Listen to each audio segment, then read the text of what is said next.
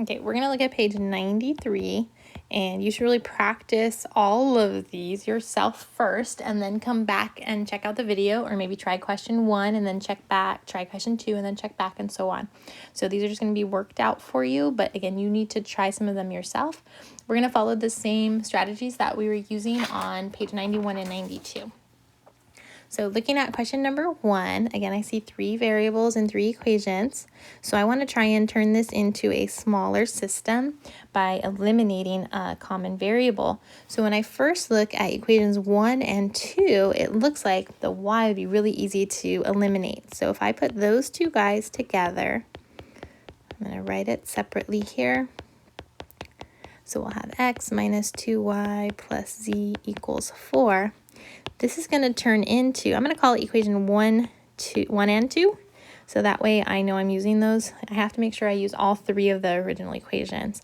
So this will be a 4x, the y's are eliminated, plus 5z equals 15. So I have one of my equations I'm going to use for my new reduced system, but I need to make sure I include equation 3. So we're going to just simply put equations 2 and 3 together. But in order to eliminate, again, it has to be the same variable, which is y. So I'm looking at 2 and 3, and there's my y. In order to make them go away, I need to make a negative 2 cancel. That would only cancel with a positive 2. So I'm going to take equation 3 and multiply it by negative 2, because that would create a positive 2y. So let's see what that looks like. So equation number 2, I didn't do anything to it. It's x minus 2y plus z equals 4. But equation 3, I'm taking that and rewriting it negative 2x plus 2y minus 2z equals negative 6. So I'm going to put those guys together. Okay, so now I'm going to combine these together, and again, my y's have to cancel, which they do. And so then the other variables end up being the x and minus 2x is a negative 1x. The z and negative 2z is negative 1z equals the 4, and the negative 6 become negative 2. So I'm going to call this equation 2 and 3, again, just so I can see that I used up all my equations. So there's my new little system I'm going to solve.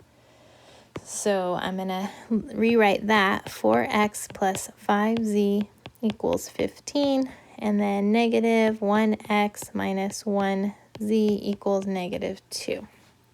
So that's that equation 1 and 2, and then the 2 and 3 equation. So this is my little mini system. And so really, if you're going to solve a system of 3 equations, you just want to turn it into the littler system, which is more manageable, and you're going to solve that like it's its own little problem. You're going to ignore everything else. And then once you find out the variables for this system, which would be knowing x and z, we'll plug back into one of the originals to find the missing variable. So right now, looking at this little system, I want to try and eliminate, well, I kind of think the x's might not be too bad. So if I have 4x, I need a negative 4x. So this guy needs to multiply by 4, both sides. And a lot of people forget to do both sides, so make sure you're maintaining balance. So the first equation is 4x plus 5z equals 15. And the second equation becomes negative 4x minus 4z equals negative 8. And so when I go to solve that little system, you can see that the x's are going to cancel, and I'm left with just 1z equals 15 minus 8 would be 7. So then really divide by 1, or just rewrite it that z is equal to 7. So again, I'm just within my little system here, so I want to find out what the x is. So I can take this guy and plug it into the first or second equation. It looks kind of easy to plug into the second because they're smaller numbers. So it says negative 1x minus 1 times 7 is supposed to equal negative 2. Because again, I'm just plugging into the negative 1x minus 1z equals negative 2. And you could have dropped those ones, but I just have them written there. So I have a negative x minus 7 equals negative 2. So I'm going to add 7 to both sides. So negative x equals 5. Divide by negative 1. So x equals negative 5. So now that I know those two variables, I'm going to go plug them back in to find out what am I missing? I got an x, a z, I need to find y. So I'm going to go plug back into one of my originals. And I think the third equation looks the simplest. So I'm going to rewrite that third equation. So it's x minus y plus z equals 3. And I'm going to sub in the values that I have. So negative 5 minus y plus 7 is supposed to equal 3. So combining the like terms here, that's a positive 2 minus y equals 3. Minus 2 minus 2, it looks like negative y should be 1. So positive y is negative 1. So my system for number 1, the x value is negative 5, the y value is negative 1, and the z is 7.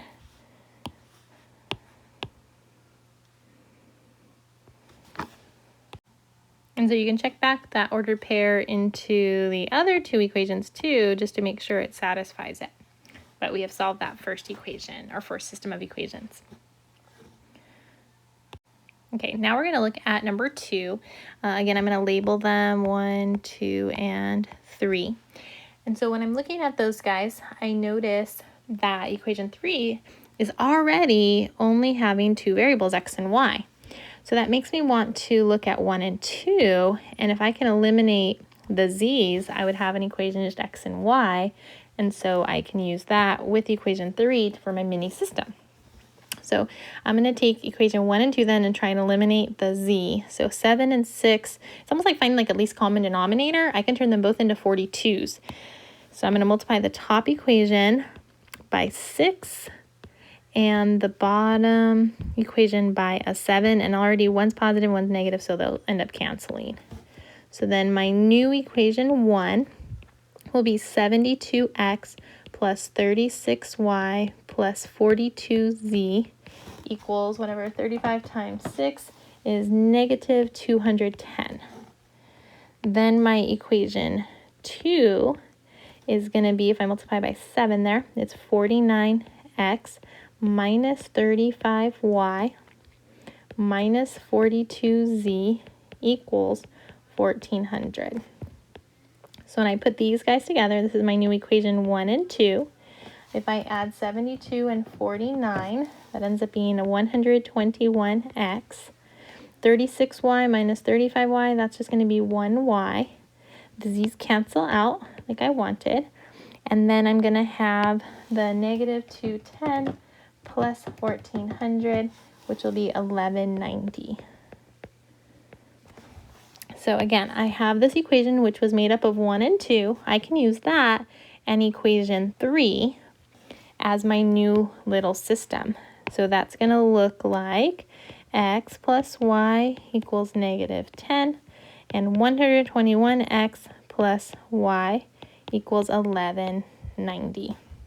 And so I need to solve that, find x and y, and then use those to figure out z from the original.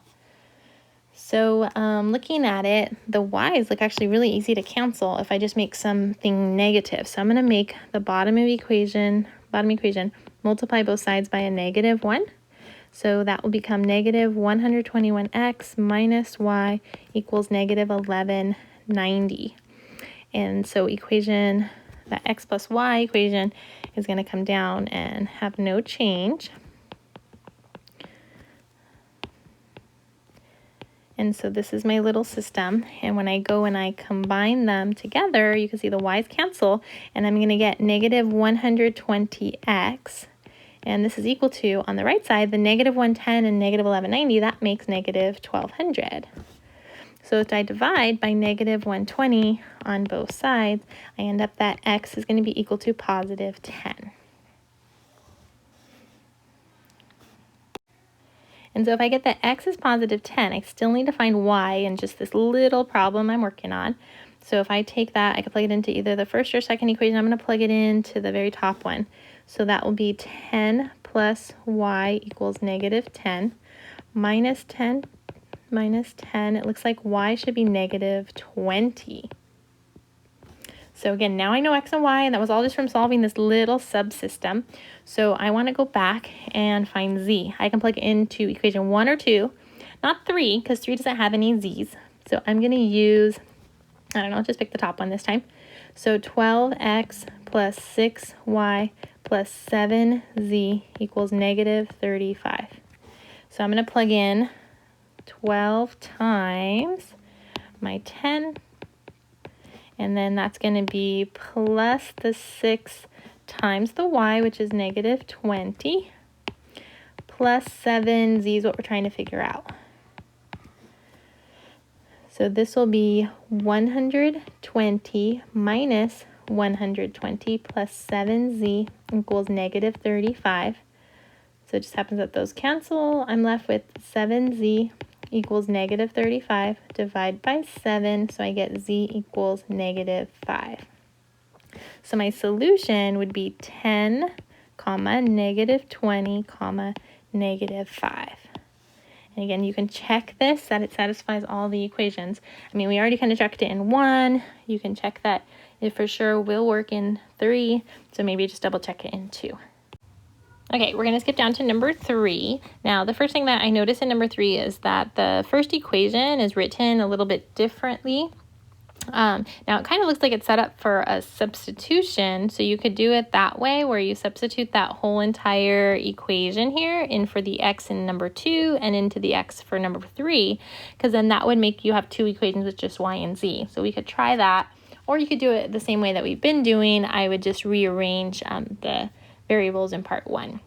So maybe we'll try this one just a little bit differently. So we're going to try just a substitution, see how that turns out.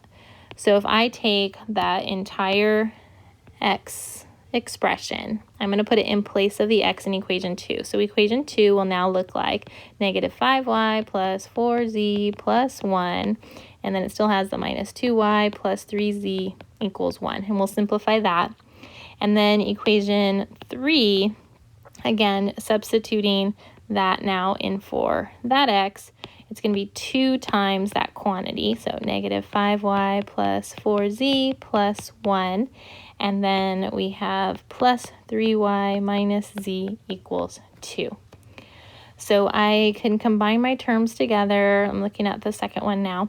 I could have a y and a y, so that's going to be negative 7y. I have 4z and 3z, that's plus 7z, and then a 1 over here. I'm going to move it to the other side by minusing, so that would make 0. So my equation 2, well, it's actually 1 and 2 because it used 1, will be negative 7y plus 7z equals 0. Now equation 3, if I distribute all of that, that'll be a negative 10y plus 8z plus 2 plus 3y minus z equals 2. So let's see what happens with that. If I combine my y's together, I'm going to get a negative 7y. Add my z's together, I get 8z minus z. That's going to be 7z. And I have the 2. I'm going to minus that to the other side. Oopsie, not minus 1, minus 2, which ends up being 0. So my equation 1 and 3 is actually negative 7y plus 7z equals 0. So then I want to solve that little system. So what you might notice right now is actually this is a special system, because if I try and eliminate, let's say I multiply by negative 1 to make my y's cancel out, my first equation is still the same. It's still negative 7y plus 7z equals 0, but my second equation becomes positive 7y minus 7z equals 0. And so my y's cancel, but my z's cancel also. So all I'm left with is 0 on the left and 0 on the right. So if you end up with something like this, this is a true statement, and it actually means we're going to have an infinite number of solutions. And that means our planes are either all meeting in a straight line or they're all on top of each other. So we're going to study that a little bit more when we look at another method called using matrices. So for now, we'll just say that we have an infinite number of solutions. And sometimes if it is infinite like that, where we can see that they are the same here, we will say that this is a dependent system.